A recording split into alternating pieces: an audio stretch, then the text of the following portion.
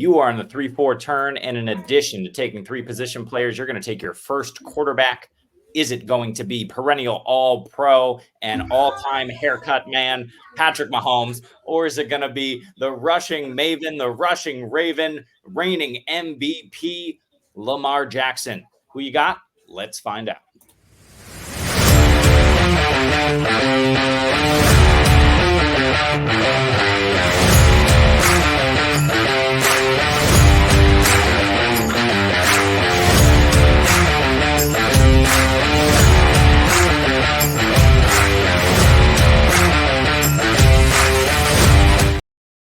Welcome into the double FU, the FU times 2. I'm going to say it every time because I am with, I got it right, my man. There we go, baby.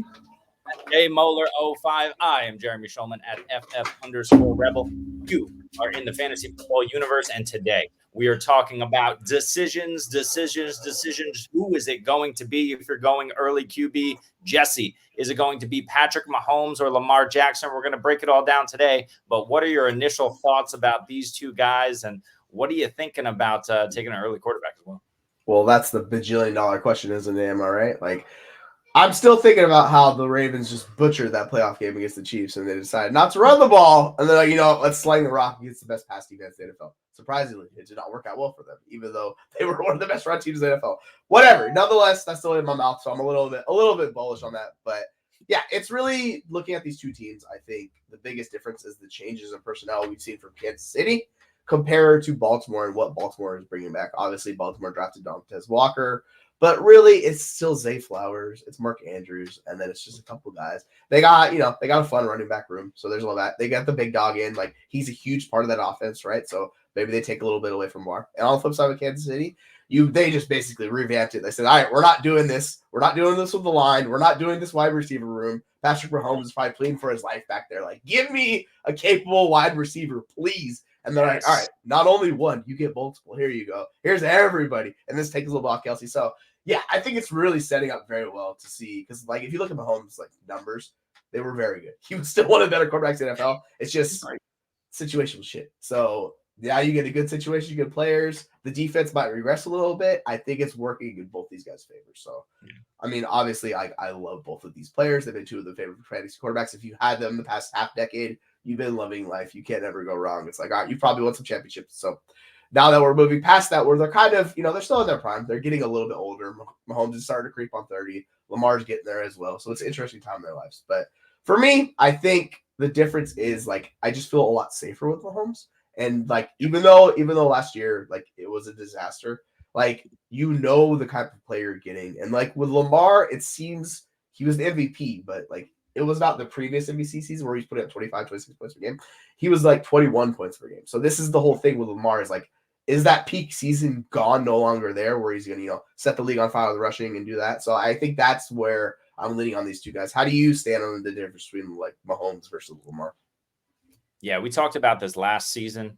In the middle of the season, Patrick Mahomes just started off slow. And it became pretty evident to me and to all of us here at the FFU. We talked about this a ton, right? That if Patrick Mahomes does not get his, number one alpha wide receiver, that he's going to continue to struggle. We saw it with Travis Kelce, whether it was he wasn't in shape, he just wasn't invested early in the season. Maybe they were just saving him. Who knows? Travis Kelce was the same old Kelce when it mattered.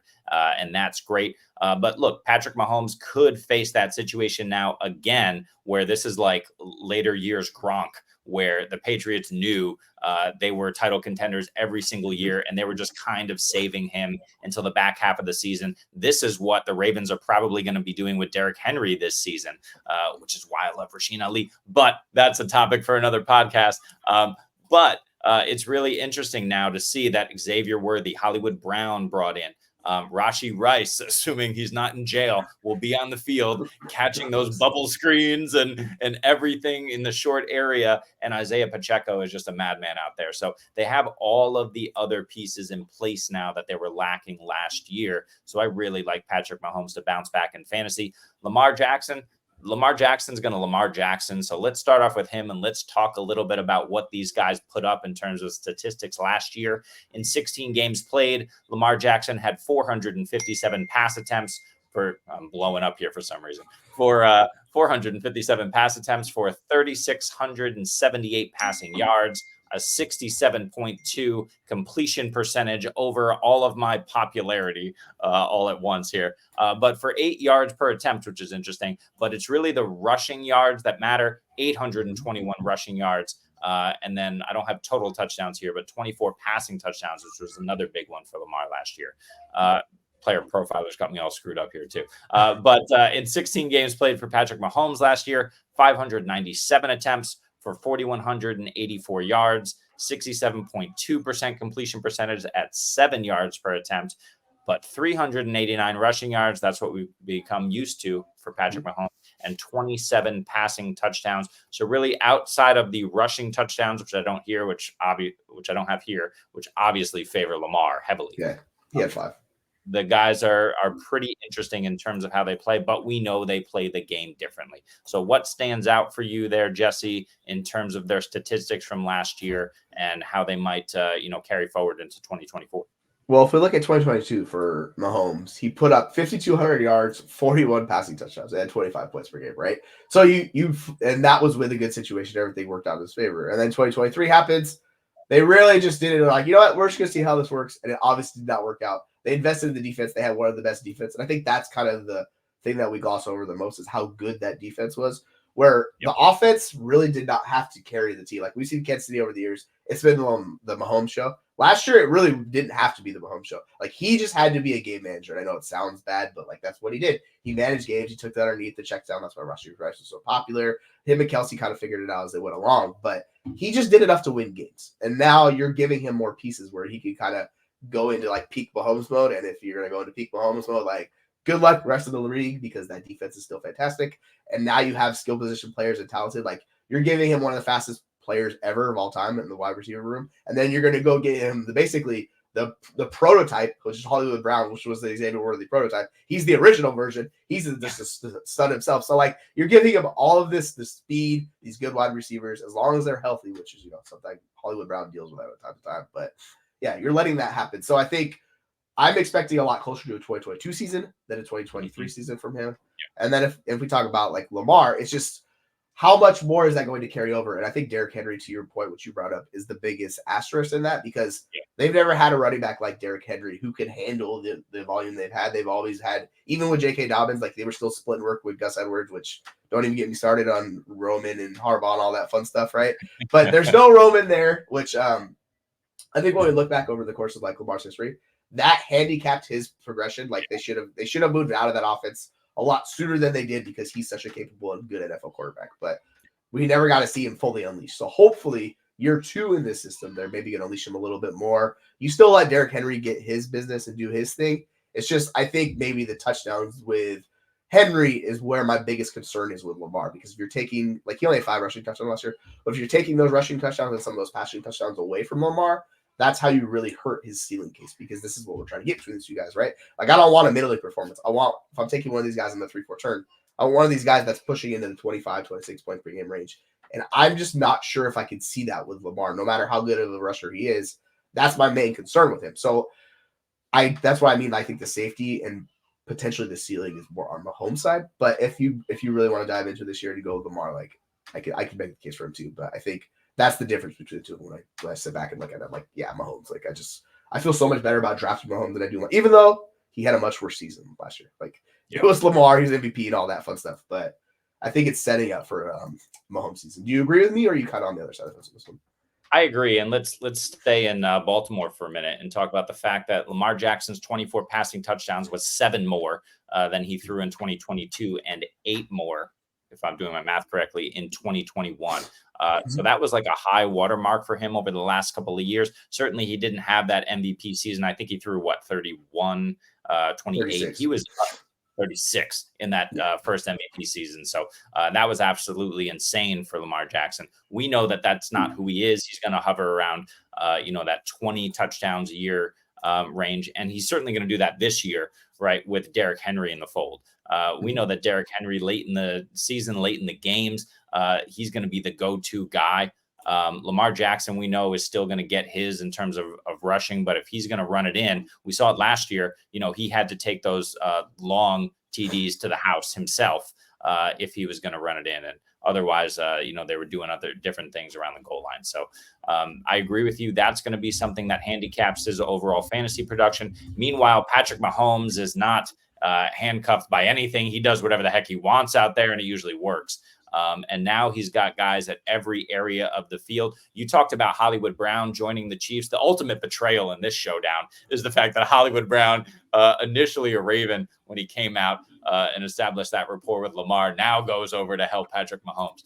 But, in addition to Hollywood, who I think is still, he had a difficult back end of last year, he's still worthy of, number one consideration in terms of the wide receivers there. But Xavier Worthy could potentially take that over, and Rashee Rice could be the most targeted. We don't know what's going to happen over there. We do know that Travis Kelce, when healthy, is going to be as dominant as ever. I don't really see any fall off for him other than the fact that maybe from fantasy production wise, they're going to decide to save him for a bit later in the season. So it's a bit of a mixed bag here, but situation, you got to go Kansas City, just more weapons. Andy Reid is a huge factor here in just what he schemes up, the freedom he allows his players and Patrick Mahomes and his mind to scheme up plays weekly. And I think Patrick Mahomes is going to be on a mission last year. You talk about being hungry. You won the Super Bowl, but everyone was saying maybe you were on the decline.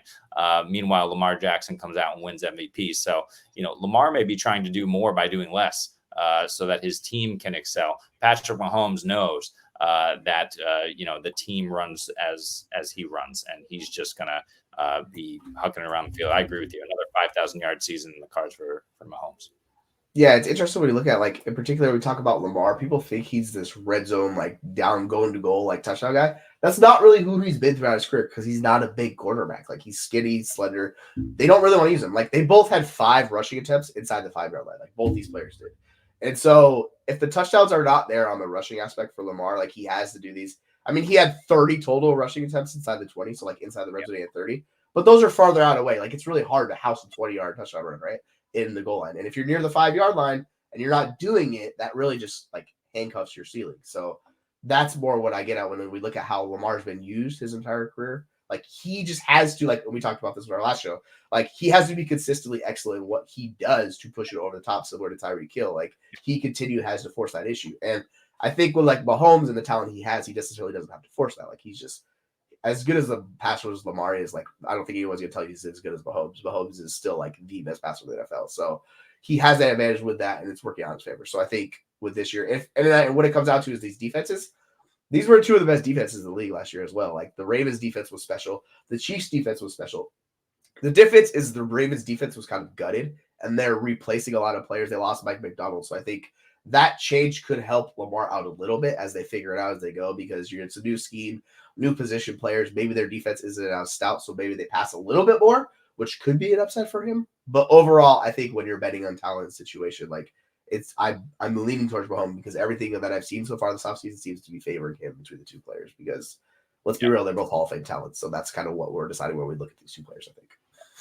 Yeah, and I totally agree with that point, but I'm going to argue against it because we didn't yet talk about the weapons on the Baltimore side. There's a ton of hype for Zay Flowers in year 2. There's hype for Rashad Bateman. Matt Harmon has come out, and he's back in on Rashad Bateman in year 3, I think. Whatever, your breakout. Maybe. We got Mark Andrews back in the fold. Mark Andrews missed the last 6 games, effectively the last 8 weeks, because he went out very early in week 11 against Cincinnati and never came back. And Lamar still put up the MVP season that he did with those passing touchdowns. So that's another consideration. And Nelson Aguilar is no slouch as a wide receiver 3. He's proven that he can do it. And then, of course, you got Isaiah Likely. And, they should get him on the field more because the guy's a talent, and they can do things both horizontally and vertically with this group. This is not a Kansas City level, Miami level talent and speed group. This is a group that can absolutely get open and do things for Lamar. And Lamar is the speed, and everyone else just needs to, like, let him run around a little bit back there, a la Patrick Mahomes. And if he decides to throw a little bit more than run, that's going to probably work out in his favor because then defenses have to stay honest. And then it's going to be a ton of trouble for them trying to defend the run with Derrick Henry. And then also easy dink and dunks over the top to whoever wants to go downfield. All these guys from Andrews to Flowers to Bateman can go downfield and catch a 20, 25-yard pass from Lamar after a play action to Derrick Henry. And it's going to be so easy for this offense to do it. So it's really interesting to see how it's going to pan out. One of the things I did want to check out, and I'll just do it quickly while I am filling here. I will try to do it quickly and see where it is. Okay, we got it. So strength of schedule, we brought this up in the last one. Warren Sharp does his analysis of the schedule when it comes out, and he bases this on Vegas win totals. But in terms of strength of schedule for this year, the Ravens have the 29th best, which effectively means they have the fourth most difficult schedule themselves. Kansas City, on the other hand, because they're going to win another championship, is 12th, right? So the 12th easiest schedule. I mean, can things get any better for two back-to-back Super Bowl champion Patrick Mahomes? Yes, they can, because they finally gave him a wide receiver core back, and they're just going to let him run wild. So I think that the factors here all conspire personally for Patrick Mahomes to have a huge bounce back. He's going to contend for the QB1. I'm all aboard the Patrick Mahomes train. And not only do I want the elite upside that Mahomes brings, I also want that security and that safety where if, one guy goes down, they're going to have difficulty filling that hole. Patrick Mahomes in 2023, that would have been a consideration. Patrick Mahomes in 2024, he's got all the pieces around him. Sky Moore, I think, is a capable wide receiver 5 at this point. And if he has to step in for a game or two, we saw some flashes from him just in terms of the fact that Mahomes trusts him. So they have depth. They have pieces in place. Noah Gray, I like a lot. I call him 75% Kelsey just because he does most of the things Kelsey does, and he can step in a pinch. And I just don't see the depth there for the Baltimore Ravens. They just don't have it behind some of those top-end wide receivers, and they're not top-end wide receivers, right? So I'm giving the edge to Patrick Mahomes. I think he comes back in a big way. But Lamar Jackson is certainly a top 5 quarterback by the end of the season. What do you got? Yeah, it's interesting because I'm looking at what PFF has as the starting slot wide receiver for the Ravens. It's Deontay Hardy. So, yeah, that should tell you all you need to know about the difference in talent for how the depth of the Kansas City Chiefs is. And, I mean, you were hyping up Nelson Aguilar, Mr. Fumbleitis himself a few minutes ago for the Ravens. So, I just remember that Philadelphia Eagles fan just looking at sideways. They're talking about, they said, what? Aguilar? No, absolutely not. So, yeah, I think it's just like the talent situation is working in Mahomes' favor compared to last year where it was more in Lamar's favor. And I think we kind of were just too reliant on Mahomes' talent. And, like, no matter what, like, a quarterback needs good players around him. If you give him suboptimal players, his stuff is going to regress. So, like, no matter, like, I don't think any quarterback is situation proof. And we saw this with Mahomes. Like, even the best potentially quarterback of all time, which might be when it's all said and done, he regressed a little bit last year, even though he played at a similar level. It's just his stats the other season reflect that. Because when it comes down to it, I'm chasing these two guys. I want someone to get that 40-plus touchdowns. Like, that's the guy I'm searching after. Yeah. And I don't know if Lamar is actually capable of that in this situation of the offense. Maybe he is. Maybe he shocks the world again because this has kind of been Lamar's thing. He's been continually discounted. People continue to be like, no, for whatever reason, like, he's not there. But I guess I'm guilty of it because I'm going with Mahomes in this situation. So hopefully, I love Lamar. I think he's one of the best quarterbacks in the NFL. It's just if I'm choosing between two of these guys, like, I'm putting my boat with Mahomes and I'm rolling with it. And if they get the first time ever 3 times like Super Bowl champions in a row, like, that would be something special. I'm kind of here to see it. Kelsey right off to the sunset. They do their thing. They have a good time. Do it. So, yeah. If you're on the 3-4 turn, is Mahomes the guy for you, or are you at all tempted by Lamar? Yeah, no, it's Mahomes. Like I said, I just there's a bit more volatility there. We've got kind of you just don't have the continuity, even though the weapons have been there for slightly longer for Lamar. You don't have the continuity in the offense. With the coaching staff, you mentioned Greg Roman earlier, right? This is what year 2 of, I don't even remember the offensive coordinator. Monken. Year 2 of Monken, which, Lamar can grow into that offense.